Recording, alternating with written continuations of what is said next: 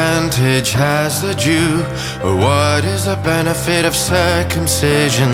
Much in every way. First of all, because the Jews were entrusted with the oracles of God. What then if some were unfaithful? Will their faithlessness nullify the faithfulness of God? By no means. Let God be true, though every man a liar. As it is written, that you might be justified in your worth and prevail when you are judged. But if our wickedness clearly shows the righteousness of God, what shall we say? That God is unjust to inflict wrath on us. I speak in a human way, by no means, for then how could God judge the world? But if through my falsehood the truth of God abounds to His glory, why am I still being condemned as a sinner? And why not do evil that good may come, as some people slanderously claim we are teaching? Their condemnation is just. What then does this mean? Are we Jews better off? No, not at all. For I have already warned that all men, both Jews and Greeks, are under the power of sin.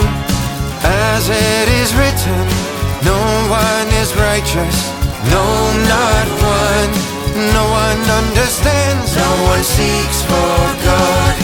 All have turned away, together they have gone wrong. No one does good, not even one. Their throat is an open grave. They use their tongues to deceive. The venom of snakes is under their lips. Their mouth is full of cursing and bitterness. Their feet are swift to shed blood. In their paths are ruin and misery, and the way of peace they have not known. There is no fear of God before their eyes.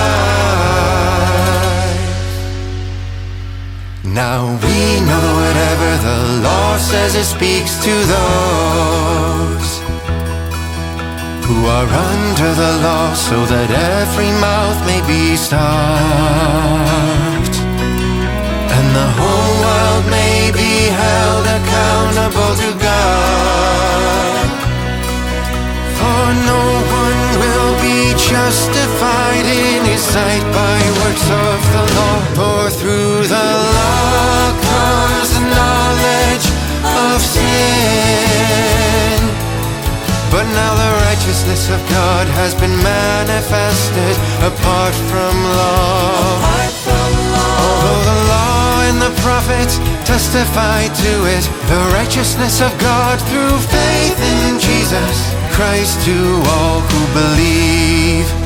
For there is no distinction, for all have sinned and fall short of the glory of God. By His grace they are justified as a gift through the redemption that is in Christ Jesus, whom God presented a propitiation by His blood to be received by faith.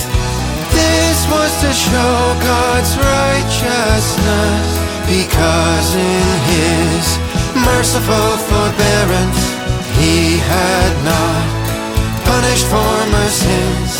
It was to show at the present time that He Himself is righteous, and that He justifies him who has faith in Jesus. What then becomes of our pride in boasting? It is excluded. On what principle? On the principle of works? No, but on the principle of faith. For we maintain that a man is justified by faith apart from works of law? Or is God the God of Jews only? Is he not the God of Gentiles also?